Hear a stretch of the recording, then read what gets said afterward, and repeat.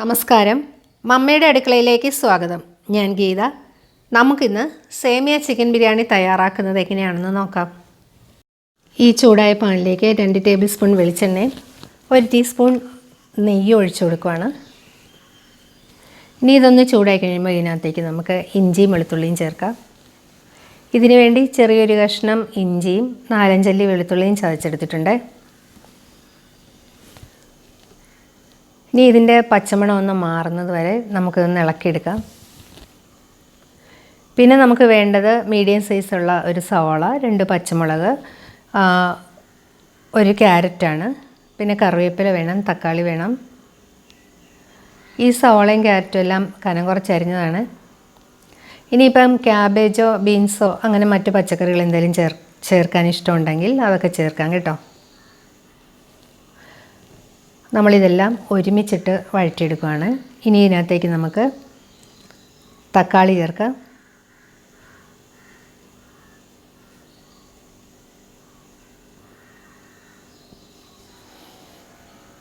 ഇതിലേക്ക് നമുക്ക് ഇച്ചിരി ഉപ്പും 1/4 ടീസ്പൂൺ മഞ്ഞൾപ്പൊടിയും ചേർക്കാം. ഈ ഉപ്പിൻ്റെ അളവ് കൂടി പോവാതെ നോക്കണം കേട്ടോ. നമുക്ക് വേണമെന്നുണ്ടെങ്കിൽ പിന്നെ ഇടാം. ആദ്യം കുറച്ചിടുക. എന്നിട്ട് നമുക്കിനി ഇത് നന്നായിട്ടൊന്ന് വഴറ്റിയെടുക്കണം.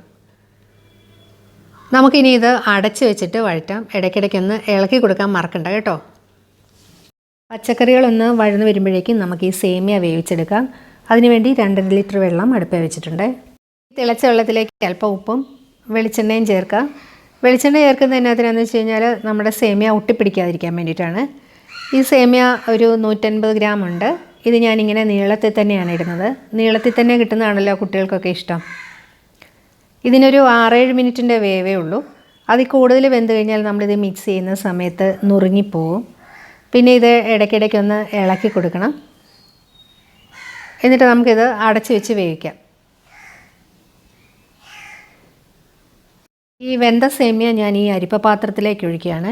എന്നിട്ട് ഇനി നമുക്ക് കുറച്ച് പച്ചവെള്ളം കൂടി ഒഴിക്കണം. അല്ലെങ്കിൽ പിന്നെ ആ ചൂടിലിരിക്കുമ്പം ഈ സേമിയ വീണ്ടും വെന്ത് പോകും. സേമിയ റെഡിയായി. നമുക്കിനി പച്ചക്കറി എന്തായെന്ന് നോക്കാം. ഇതെല്ലാം ഒന്ന് വഴന്ന് വന്നിട്ടുണ്ട്.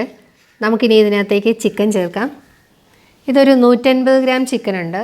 ഇത് ഉപ്പും കുരുമുളക് പൊടിയും ഇട്ട് വേവിച്ചെടുത്തതാണ്. ഇത് ചെറിയ ചെറിയ കഷ്ണങ്ങളാക്കിയിട്ടുണ്ട്.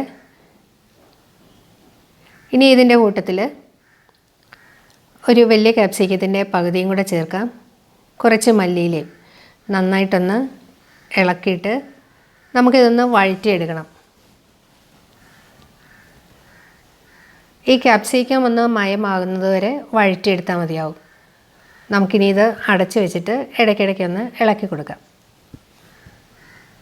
ഇപ്പം നമ്മുടെ ക്യാപ്സിക്കമൊക്കെ നന്നായി വാടിയിട്ടുണ്ട്. ഇനി നമുക്ക് ഇതിനകത്തേക്ക് പൊടികൾ ചേർക്കാം.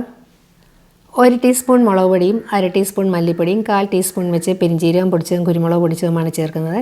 ഇനി ഇതിൻ്റെ പച്ചമണം മാറുന്നവരെ ഒന്ന് ഇളക്കിയെടുക്കണം. 1/4 ടീസ്പൂൺ ഗരം മസാലപ്പൊടിയും കൂടെ ചേർത്തിട്ട് നന്നായിട്ടൊന്ന് മിക്സ് ചെയ്യാം. ഈ സമയത്ത് ഉപ്പൊക്കെ ഒന്ന് ചെക്ക് ചെയ്യണം കേട്ടോ. ഉപ്പിൻ്റെ കുറവുണ്ടെങ്കിൽ അല്പം ഉപ്പ് പൊടിയും കൂടി ഇട്ട് കൊടുക്കണേ. 2 ടേബിൾ സ്പൂൺ വിനാഗിരി ഒഴിക്കാം. 2 ടേബിൾ സ്പൂൺ ടൊമാറ്റോ സോസും കൂടെ നമുക്ക് ചേർക്കാം ഇതിനകത്തേക്ക്. പിന്നെ സോയാ സോസോ ചില്ലി സോസോ ഒക്കെ കയ്യിലുണ്ടെങ്കിൽ അതും കൂടെ ചേർക്കാം കേട്ടോ. ഇനി ഇതൊന്നും ഇല്ലയെന്ന് വെച്ചും കുഴപ്പമൊന്നുമില്ല. നല്ല ടേസ്റ്റാണ് അതില്ലാതെ ഉണ്ടാക്കാൻ. പിന്നെ ഈ സോസും പിന്നെ ക്യാപ്സിക്കം ഒക്കെ കൂടെ ചേരുമ്പോൾ നമ്മൾ ഈ റെസ്റ്റോറൻറ്റിൽ നിന്നൊക്കെ നൂഡിൽസ് വാങ്ങിച്ച് കഴിക്കില്ലേ, ആ ഒരു ടേസ്റ്റ് ഉണ്ടാവും. ഇനി നമുക്ക് ഇതിനകത്തേക്ക് ഈ സേമിയ ചേർക്കാം. നന്നായിട്ടൊന്ന് മിക്സ് ചെയ്യണം.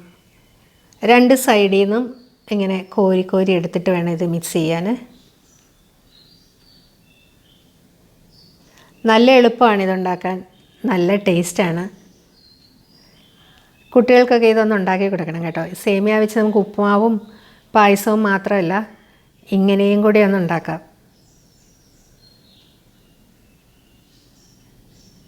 അപ്പോൾ ഈ വീഡിയോ ഇഷ്ടമായാൽ എൻ്റെ ചാനൽ ഇതുവരെ സബ്സ്ക്രൈബ് ചെയ്യാത്തവരൊന്ന് സബ്സ്ക്രൈബ് ചെയ്ത് സപ്പോർട്ട് ചെയ്യണേ. അടുത്തൊരു വീഡിയോയുമായി വീണ്ടും കാണാം. താങ്ക്